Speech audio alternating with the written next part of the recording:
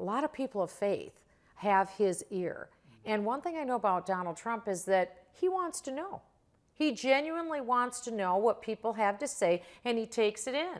That's why he wins, because he tries to come to the best possible conclusion, and then he takes something that didn't work, like the Commodore Hotel, and it works. That was his first big development project. All through his life, that's what he's done.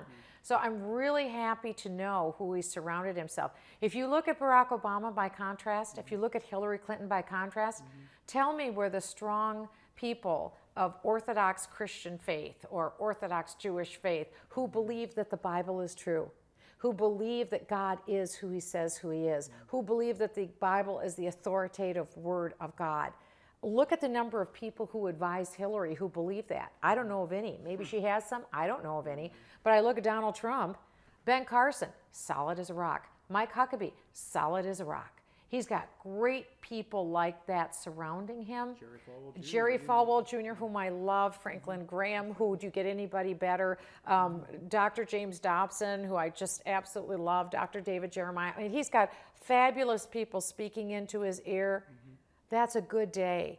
And I think that's where we have to recognize we're not going to get everything we want, but we have to overlook a certain amount, because we're going to get a whole lot more. And this is one thing I know from the book of Daniel. The bottom line of the book of Daniel is this. It teaches us that the Most High God lifts up who he will and takes down who he will.